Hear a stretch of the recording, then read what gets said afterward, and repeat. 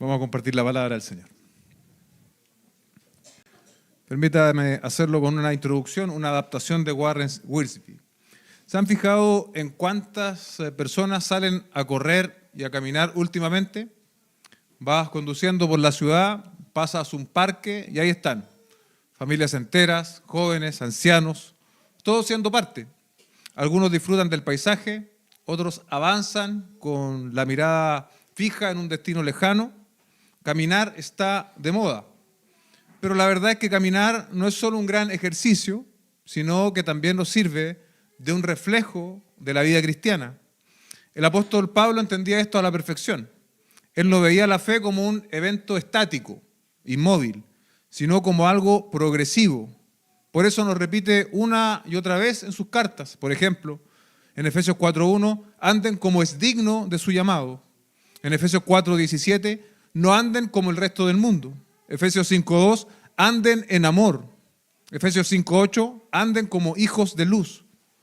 La realidad, queridos hermanos, es esta. Jesús y nuestra vida en Cristo comenzó con un acto de fe, pero ese paso también ahora nos inclina a caminar diariamente con el Señor.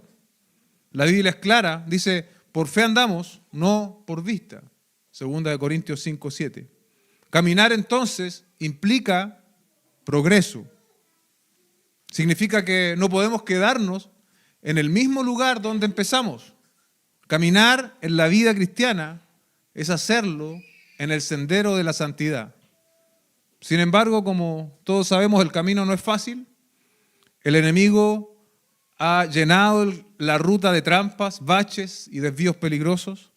Por eso necesitamos aprender a caminar en la luz, con los ojos bien abiertos, para que un día, al igual que el patriarca Enoc, podamos decir que caminamos tan cerca de Dios que simplemente entraremos de su mano a la eternidad. Preparemos entonces nuestros corazones para revisar cómo van nuestros pasos en este sendero de la santidad. Acompáñenme a abrir su Biblia en 1 Tesalonicenses 4, versos 1 al 8. Leemos en el nombre del Señor. Por lo demás, hermanos, les rogamos y les exhortamos en el Señor Jesús, que tal como han recibido de nosotros instrucciones acerca de la manera que deben andar y agradar a Dios, como de hecho ya andan, así abunden en ello más y más. Pues ustedes saben qué preceptos les dimos por autoridad del Señor Jesús. Porque esta es la voluntad de Dios, su santificación. Es decir, que se abstengan de inmoralidad sexual, que cada uno de ustedes sepa cómo poseer su propio vaso en santificación y honor, no en pasión degradante como los gentiles que no conocen a Dios. Que nadie peque ni defraude a su hermano en este asunto, porque el Señor es vengador en todas estas cosas, como también antes les dijimos y advertimos solemnemente, porque Dios no nos ha llamado a impureza, sino a santificación.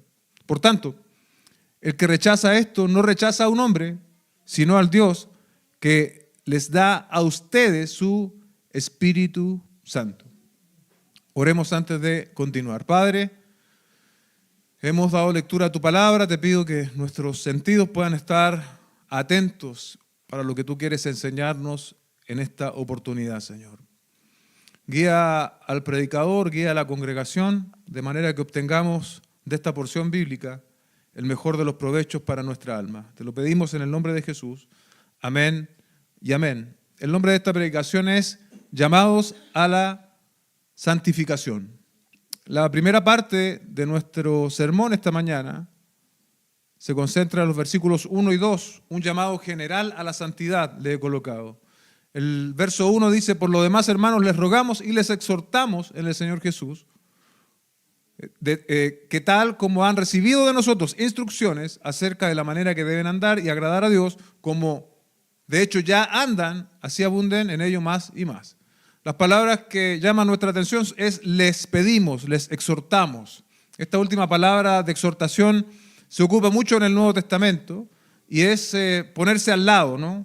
El apóstol Pablo en este ruego, más bien una petición que él está haciendo, y además le dice, les exhortamos, nos ponemos al lado de ustedes en lo que estamos diciendo, que deben andar en estas instrucciones que ya habían recibido.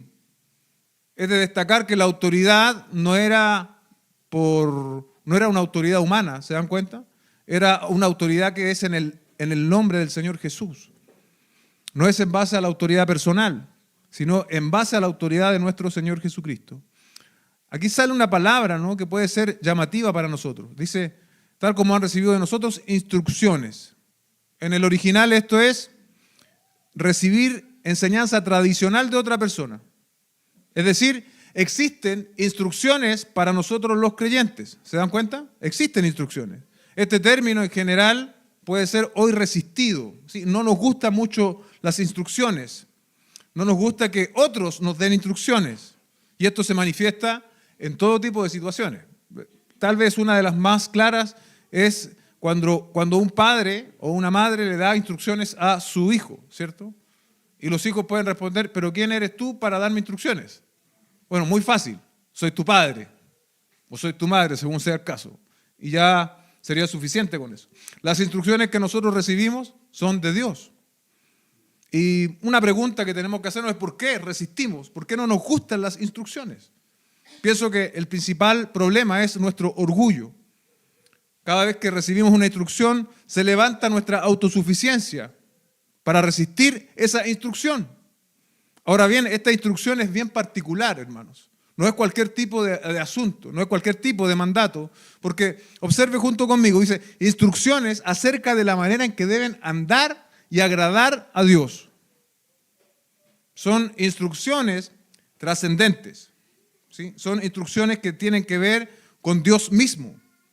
Cada uno de nosotros, los que estamos aquí presentes, si somos verdaderos cristianos, deberíamos recibir con toda solicitud, con todo agrado, con buen ánimo, las instrucciones que nos guíen en esta dirección de saber cómo andar y cómo agradar a Dios. La instrucción, por lo tanto, en este sentido no es algo alternativo para un creyente, sino que es lo que debiésemos perseguir gustosamente. Necesitamos, hermanos, la instrucción constante de la palabra del Señor, para gloria de Dios y por nuestro propio bien. Dice el texto, de la manera en la que deben andar. Esa es la metáfora básica de un estilo de vida. Un estilo de vida que se sujeta a las instrucciones que Dios nos da. No debemos vivir como nos parece, sino como a Dios le parece, sino como a Dios le es agradable. ¿Y quién es el mejor ejemplo, hermanos, de haber caminado de manera perfecta y de haber agradado al Padre de manera absoluta? Nuestro Señor Jesucristo. Mateo capítulo 17, verso 5 dice, mientras estaba aún hablando, una nube luminosa los cubrió y una voz salió de la nube diciendo, este es mi Hijo amado en quien yo estoy complacido. Esa es la voz de Dios Padre, refiriéndose acerca del Hijo. Este es mi Hijo amado en quien yo estoy complacido. Óigalo a Él. Óigalo a Él. Nosotros oímos al Hijo al oír su palabra. Amén. Nosotros imitamos los pasos del Hijo al ver cómo Él anduvo en su palabra. Ese es el modelo que nos revela la Escritura. Cuanto más somos como Cristo, amados hermanos, cuanto más somos tú y yo como Cristo, más agradables somos delante de la presencia de Dios. Dice un comentarista, la voluntad de Dios para sus hijos no es solamente que vayan al cielo después de morir, sino que vivan una vida como la de Cristo en el presente. Esa es la voluntad de Dios para nosotros, que vivamos una vida como la de Cristo ahora, en esta tierra, en lo que estamos haciendo hoy. Los tesalonicenses, como hemos dicho, eran hombres, mujeres, una iglesia consistente. De hecho, el texto dice, como de hecho andan. ¿Se dan cuenta? Pablo reconoce que esta iglesia andaba de esta manera. Tiempo presente. Así debemos hacerlo también nosotros. Debemos vivir para andar nuestra fe como es agradable a Dios. Yo he oído en más de alguna oportunidad decir a muchos creyentes, ¿no? Cuando yo era joven, viví el primer amor. ¿Lo ha escuchado usted? Pero, ¿sabe, hermano? El primer amor debe ser una experiencia permanente. No del pasado, no una añoranza, sino que el primer amor debe ser una experiencia siempre del presente. Probablemente cambien las maneras, ¿cierto? Porque un joven de 20 o 25 años que tiene más tiempo podrá dar mayor parte de su tiempo al servicio al Señor, involucrarse, etc. Versus un hombre de 40 que tiene familia y responsabilidades. Pero eso no significa que el amor al Señor mengue. Cambian las formas de manifestación de ese amor, pero el primer amor jamás debe irse de nuestro corazón. A tus 12 años, a tus 18 años, a tus 25 años, a tus 40, a tus 70 y tantos, necesitamos las instrucciones de Dios para poder andar y agradar a Dios. Y la pregunta que tenemos que hacernos, iglesia, es, hoy día, en este instante de tu vida, ¿estás viviendo para agradar a Dios? ¿Estás viviendo de manera que tu vida se quiere conformar a la voluntad de Dios revelada en las Escrituras? ¿Lo estamos haciendo? Hay dos opciones para esta pregunta. Uno, no lo estamos haciendo. Si tú no lo estás haciendo y el Espíritu te convence de que no lo estás haciendo, es tiempo de enrielarse. Es tiempo de arrepentirse. Que el pecado no te paralice más. El arrepentimiento no es solo un requisito del inicio de la vida cristiana. El arrepentimiento es parte constante de nuestro andar como creyentes. Si tú hoy día no estás viviendo con este propósito en tu vida de andar y agradar a Dios, tienes que arrepentirte hoy mismo delante de la presencia del Señor. Y la segunda opción a nuestra pregunta es si en efecto estamos haciéndolo, ¿no? Estamos viviendo para andar y agradar a Dios, es que no nos conformemos, porque no hemos agotado ese estándar. Amén. Tal como le dice Pablo a los tesalonicenses, le dice, abunden en ello más y más.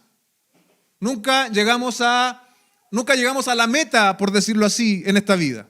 Siempre van a haber aspectos de nuestra vida que requieren enrielarse, como yo decía antes, que requieren mejorarse, porque recuerden ustedes que nuestro modelo es Jesucristo. Podemos ver también el propósito de la elección en esto, ¿no? Que Dios nos ha llamado en Efesios 1:4. Dice, porque Dios nos escogió en Cristo antes de la fundación del mundo, escuche bien el propósito, para que fuéramos santos y sin mancha delante de Él en amor. ¿Se dan cuenta cómo la salvación está inseparablemente unida a la santificación? Sin pausa, aquel que es salvado va a ser santificado. Ahora Pablo reafirma también en el segundo versículo de nuestro texto la autoridad de sus enseñanzas. Dice, pues ustedes saben qué preceptos les dimos por la autoridad del Señor Jesús. Hablábamos recién de instrucciones, ahora añade el término preceptos, ¿se da cuenta?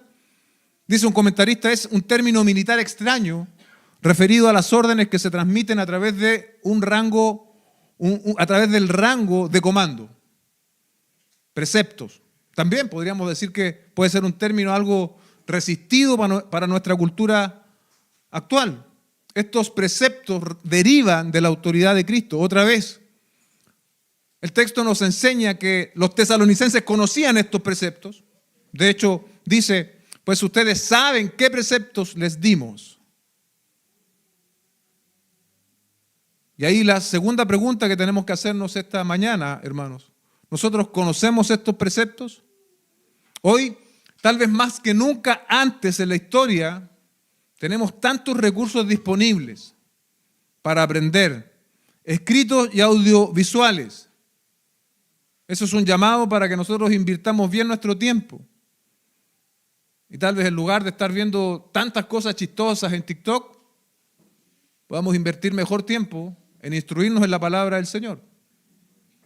Pero por sobre todas las cosas y más allá de lo que el contexto nos da como recurso, hay algo que es primordial y es la enseñanza que Dios brinda a sus hijos en el contexto de la iglesia local. Esta enseñanza no debe ser despreciada ni subestimada, no debe ser postergada. Y no necesariamente por el tipo de instrumento humano que tengas por delante, más bien por causa del diseño de Dios. Dios diseñó su iglesia y uno de los propósitos de su iglesia es instruir, fortalecer, hacer madurar a su iglesia en el contexto de la iglesia local cuando la palabra es predicada con fidelidad. No es la autoridad personal, otra vez, sino que es la autoridad delegada por el Señor Jesucristo que se hace manifiesta cuando una iglesia se somete a la palabra del Señor. Y los predicadores y los pastores actualmente tenemos que saber esto. No son nuestras ideas las normativas, no son las instrucciones personales las normativas. Lo que es normativo, lo que es instructivo, lo que es precepto es la palabra de Dios. Es ella la que tiene autoridad sobre nuestras vidas. Es ella la que es una instrucción para la vida, para que el carácter de Cristo vaya siendo formado en nosotros los creyentes. Amén. Lo segundo que podemos ver mientras avanzamos en nuestra enseñanza es que si bien hemos visto un llamado general hasta este punto en lo que es la santidad, a través de la instrucción, a través de los preceptos, a través de todo lo que la Biblia nos enseña, ahora Pablo parece como que afina un poco más su propósito, como que pone un microscopio a esto de la santidad y va a tratar un tema de manera específica. Yo le he colocado a este punto un llamado particular a la santidad. Sabemos que la voluntad de Dios, hermanos, debe afectar toda nuestra vida. Y a eso apunta lo que veíamos recién. Pero ahora Pablo habla de manera específica, ¿no? De lo particular, en el área moral. Dice Warren Wiersbe, no tenemos que buscar la voluntad de Dios sobre esta cuestión, pues ya nos ha sido revelada. Absteneos de fornicación. Es un mandamiento de Dios que ni la teología liberal ni la filosofía moderna pueden alterar. A través de la Biblia, Dios advierte en contra del pecado sexual y estas advertencias deben ser atendidas. El propósito de Dios es nuestra santificación para que vivamos apartados del mundo con mente y cuerpo puros. Aún a esta iglesia modelo, ¿no? Como hemos dicho en predicaciones anteriores, fue necesario venir con una corrección particular. Una corrección particular. Verso 3 dice, porque esta es la voluntad de Dios. Mire qué específico. Su santificación. Es decir, y aquí lo aplica de manera particular al área moral sexual, dice que se abstengan de inmoralidad sexual.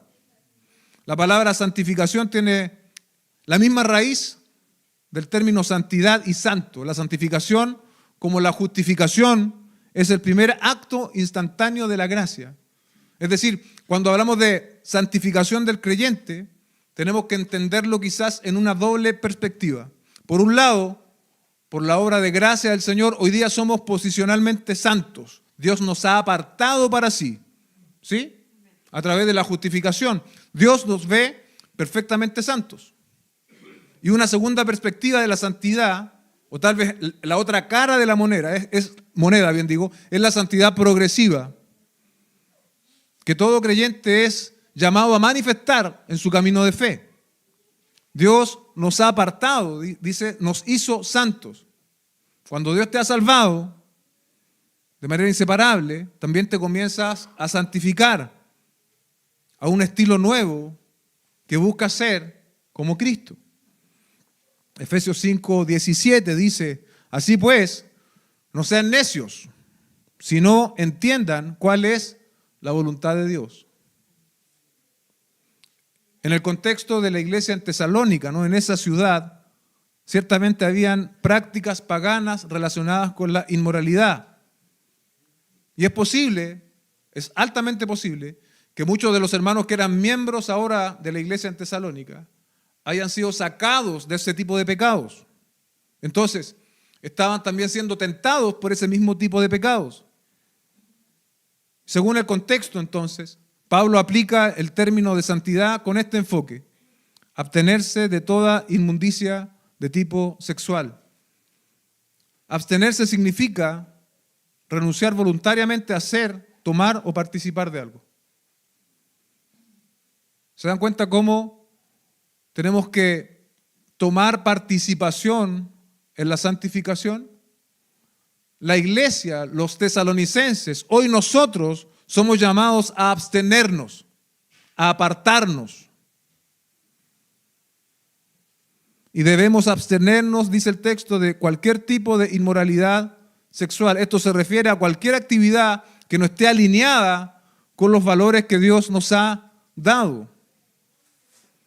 Esto es algo que se reitera tanto en el Antiguo como en el Nuevo Testamento. Pero es algo serio. Miren conmigo primero a los Corintios 5, versos 9 al 11. En mi carta les escribí que no anduvieran en compañía de personas inmorales. No me refería a la gente inmoral de este mundo. Es decir, Pablo dice, no me refería a personas que no creen en Dios, a los codiciosos y a los estafadores o a los idólatras, porque entonces tendrían ustedes que salirse del mundo. ¿A qué se refería Pablo? Que no anduvieran en compañía de personas inmorales. Mire, verso 11, sino que en efecto les escribí que no anduvieran en compañía de ninguno que, y aquí está la condición, llamándose hermano, sea inmoral, o avaro, o idólatra, o difamador, o borracho, o estafador, con esa persona ni siquiera coman. Así de serio es este asunto. Y cuando nosotros recorremos el Antiguo Testamento nos damos cuenta que el sexo dentro del matrimonio es algo exclusivo, ¿no? El Nuevo Testamento lo vuelve a confirmar. Dicho de otra manera, el sexo fuera del matrimonio es algo que el Señor condena. Entendemos que la inmoralidad abarca entonces en el Nuevo Testamento un significado más amplio y que nos está enseñando a valorar nuestras relaciones, a cuidar nuestros cuerpos, como veremos en los versículos posteriores. Las prácticas de adoración pagana incluían comportamientos que no eran apropiados.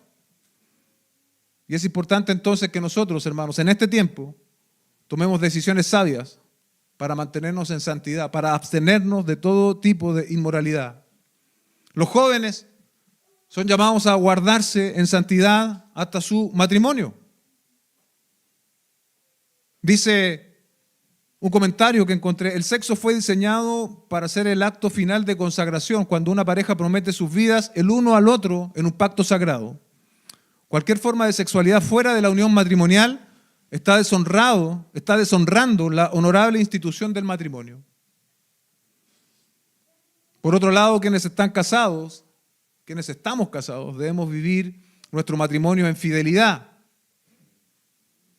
El capítulo 13 de Hebreos, en el versículo 4, dice, honroso sea en todos el matrimonio y el lecho sin mancilla, pero a los fornicarios y a los adúlteros los juzgará Dios.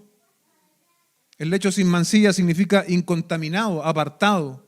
El lecho matrimonial debe mantenerse puro o inmaculado. En otras palabras, la intimidad que comparte un esposo con una esposa debe ser reservado solo para esa pareja. Dios creó la unión entre un esposo y una esposa, y única y solamente, y ningún otro uso de sexualidad se aprueba en las Escrituras. Abusar o hacer mal uso de este don de Dios es mancillar el lecho matrimonial. Hay muchas más particularidades que podríamos abarcar aquí en este término de abstenerse de inmoralidad sexual, sobre todo teniendo en cuenta las definiciones que hoy tiene la sociedad respecto de esto. Pero en atención del tenor de esto, prefiero que lo abordemos el día miércoles, ¿ok?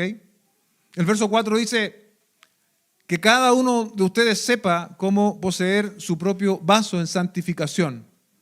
La Reina Valera traduce esto un poco distinto. Dice que cada uno de vosotros sepa tener su propia esposa en santidad y honor. Entonces aquí tenemos que hacer un ejercicio de interpretación. La palabra vaso se refiere a esposa, porque en el original es vaso, tal como traduce la NBLA. Pero entonces, ¿la palabra vaso se refiere a esposa como traduce la Reina Valera? ¿O se entiende por vaso como traduce la NBLA? El argumento es el siguiente. La palabra esposa en el versículo 4 se traduce como vaso en la Reina Valera, lo dije recién. puede referirse al control del cuerpo, puesto que nuestro cuerpo es el vaso de Dios. Pero también puede referirse a la esposa, ya que Pedro llama a la mujer vaso más frágil. ¿Se dan cuenta? El término vaso tiene dos significados. Por un lado, nuestro propio cuerpo. Y un segundo significado, más bien apuntando hacia la mujer. Ahora Pablo, hermanos, y esto creo que es un punto importante al momento de interpretar, si se refiere al vaso como nuestro propio cuerpo o al vaso que es la mujer. Pablo escribió a todos los creyentes y no solo a los casados en esta sección. ¿Se dan cuenta?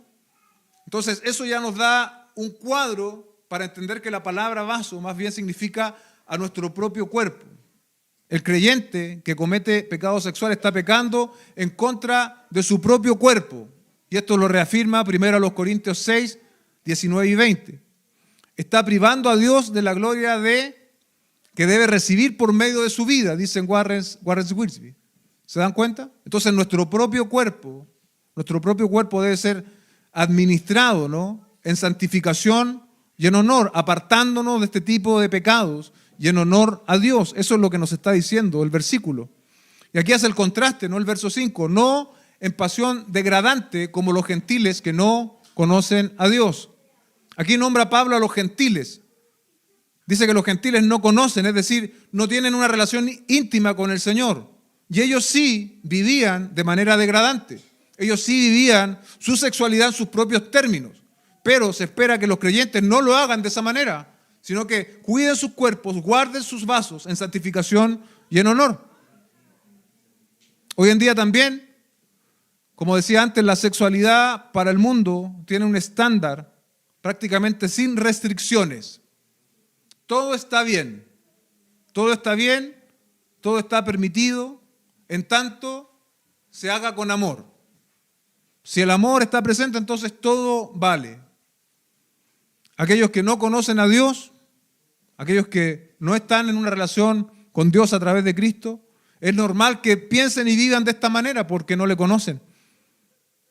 No están en control de sus apetitos, incluidos este. No tienen dominio propio, que es un fruto del Espíritu según Gálatas 5:23. Pero dado que nosotros, hermanos, iglesia, somos llamados a ejercer un dominio santo sobre nuestros cuerpos en santificación y honor, no debemos andar como anda el mundo.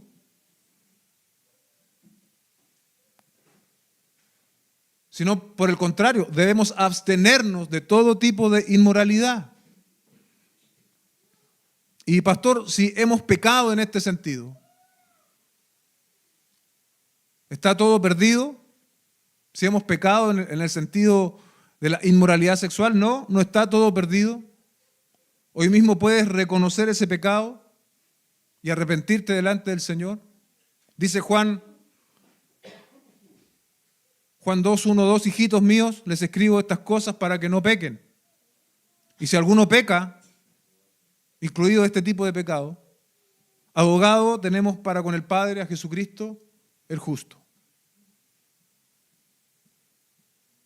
Abogado tenemos para con el Padre a Jesucristo el justo. Él mismo es la propiciación por nuestros pecados.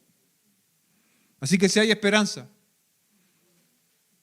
para cada creyente que se ha deslizado en estos pecados, pero viene a través del arrepentimiento, a través de la confesión.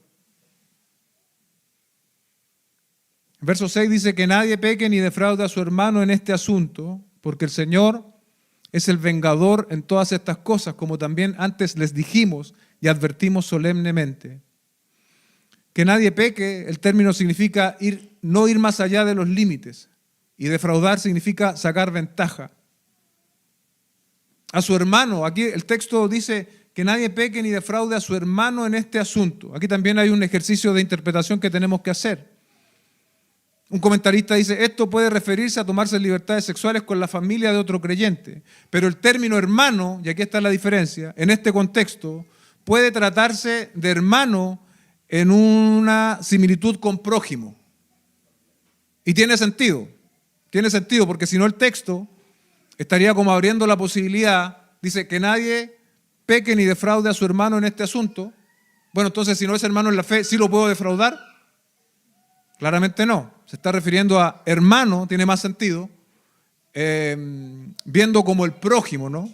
El prójimo, es decir, cualquier persona, sea creyente o no, porque nuestra vida en santidad, en el aspecto sexual, también debe incluir a la familia de la fe y a aquellos que no lo son. No tendría sentido solo que sea exclusivo dentro de la familia de la fe. La integridad que debemos manifestar es en toda área, ¿no? No solamente entre los creyentes, sino que debe ser evidente en el mundo y en el contexto en el cual nosotros vivimos. Porque el Señor, dice el texto, es vengador de todas estas cosas, como también antes les dijimos y advertimos solemnemente.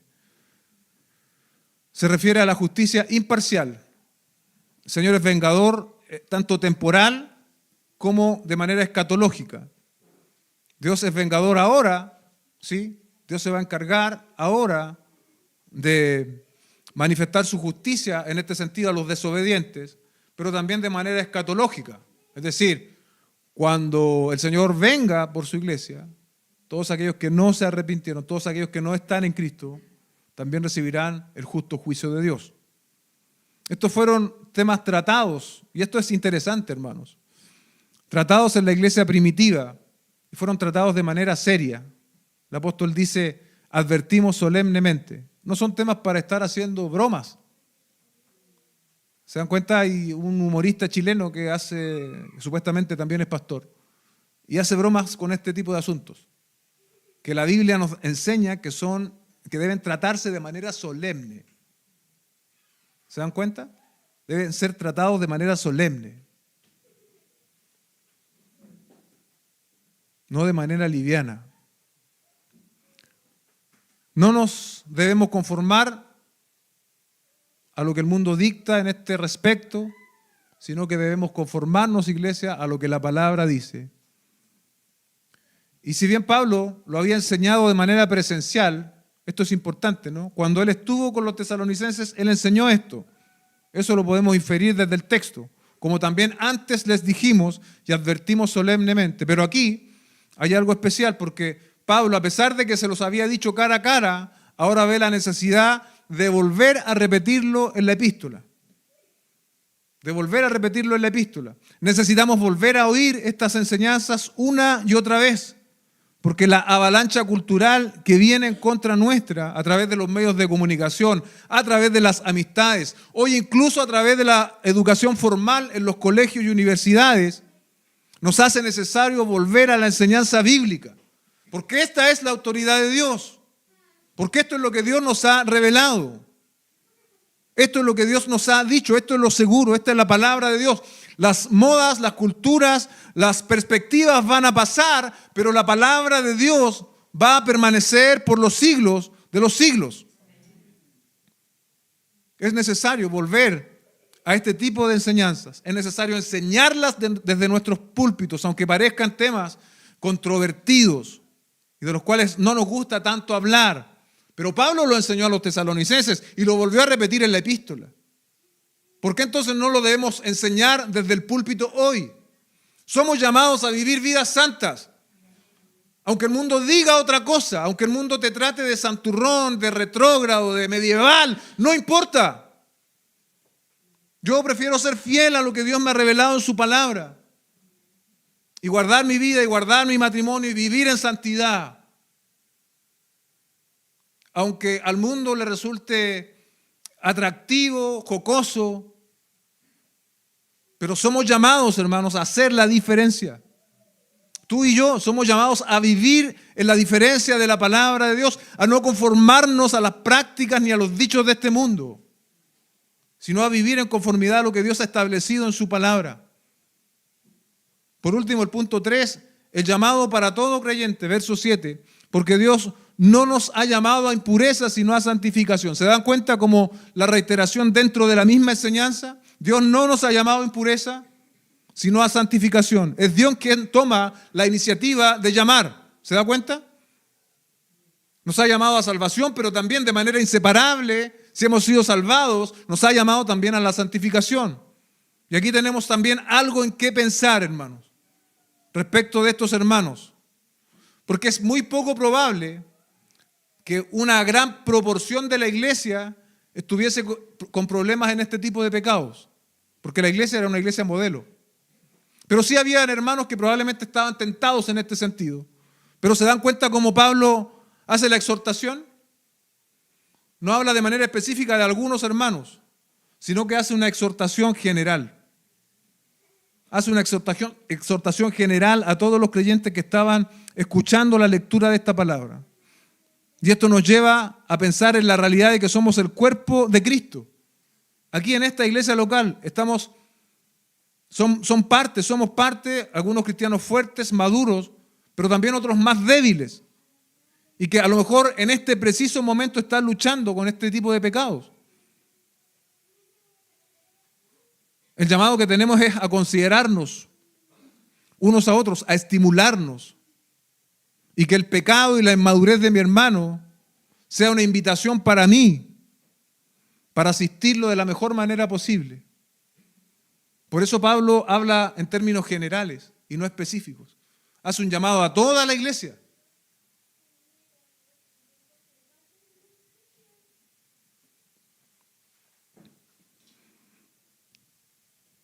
Y todos venimos de allá, hermanos. Todos venimos desde la impureza. ¿Se dan cuenta? Porque Dios no nos ha llamado impureza, pero todos veníamos de allá. Esa era nuestra ciudad. Ese era nuestro hábitat. Porque eso es lo que produce naturalmente el corazón del hombre. ¿Cómo llegamos a vivir en santidad? ¿Cómo somos trasladados de la impureza, imagínense, a vivir una vida santa? Es gracias a la obra del Señor Jesucristo en nuestras vidas. No es por la iniciativa personal. No es porque tú fuiste más íntegro que tu vecino. Es la obra del Señor Jesucristo que nos ha apartado, nos ha sacado de tinieblas, de inmundicia, ahora para ser sus hijos y vivir en santidad. Y en este proceso en el cual estamos todos, ¿no? Pasando desde nuestro antiguo modo de pensar y de vivir, donde éramos esclavos del pecado y de la carne, ahora somos santificados de manera progresiva y Dios nos está llevando a la imagen de su Hijo Jesucristo. Hay tropiezos, hay caídas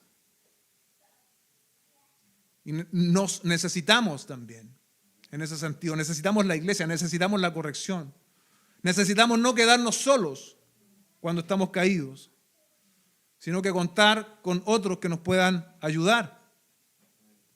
Pero es gracias a la obra del Señor Jesucristo. En todo este tránsito de la inmundicia a la santidad, es Dios que nos ha llamado, es Dios quien ha tomado la iniciativa, pero no estamos solos. No luchamos con recursos propios. Tenemos los recursos de la gracia, hermanos. Así que anima tu corazón.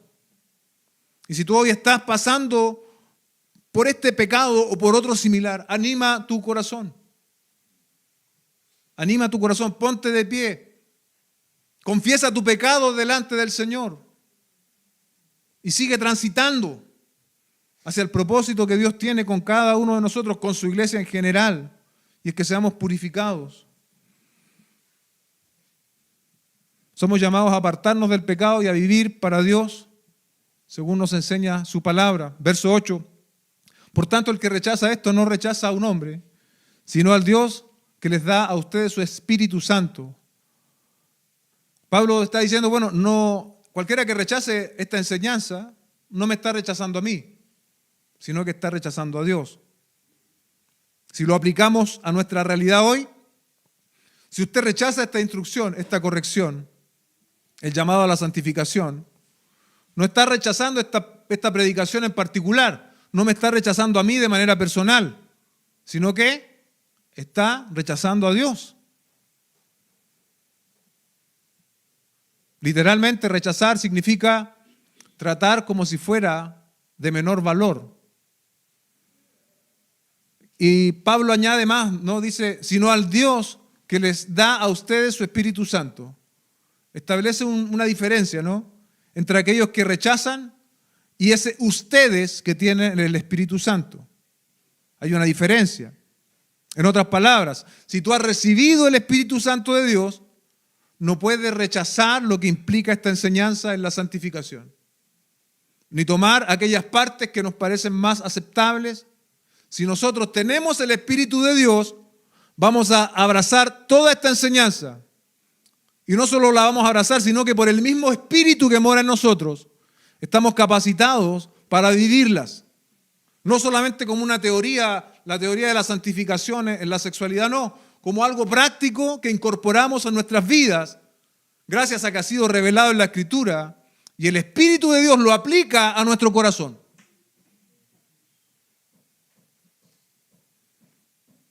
Dice un comentarista, se refiere a que el Espíritu habita como una experiencia inicial y permanente en cada uno. ¿Se da cuenta? El Espíritu Santo, hermanos, habita en nosotros.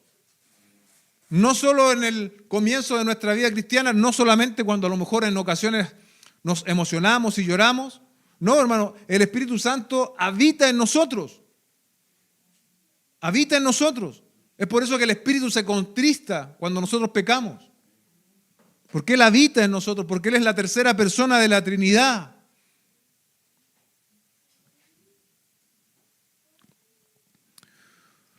Pablo habló mucho sobre el tema de la pureza sexual, porque era un problema crítico en la iglesia de ese entonces. Y también lo es en la actualidad. Para muchas personas los votos del matrimonio ya no son sagrados. Y el divorcio, incluso entre creyentes, ya no se ajusta a la enseñanza de la palabra de Dios. Hay en algunas partes del mundo iglesias para homosexuales, quienes se aman los unos a los otros y profesan ser creyentes. El acto sexual antes del matrimonio y la pornografía son cosas aceptadas por algunos grupos religiosos. Pero Dios ha dicho, andad en santidad, dice Warren Wiersbe. Y aún más inapelable que los dichos de Warren Wiersbe, que pueden ser muy buenos. Primera de Pedro, capítulo 1, verso 14 al 16, dice: como hijos obedientes, no se conformen a los deseos que antes tenían en su ignorancia, sino que así como aquel que los llamó es santo, así también sean santos, ustedes sean santos en toda su manera de vivir. Hermanos, en toda nuestra manera de vivir. Usted sabe lo que significa todo, ¿no? En el griego. Todo es todo, toda nuestra manera de vivir. Porque escrito está, citando aquí Pedro del Antiguo Testamento, sean santos porque yo soy santo. Que el Señor siga obrando en nosotros. Y si hay entre nosotros hermanos luchando con pecados de este tipo u otro, recibe el llamado al arrepentimiento. No lo postergues, sino que hoy mismo arrepiéntete delante del Señor y apela al arsenal de gracia que Él tiene para levantarte. Póngase de pie, vamos a orar.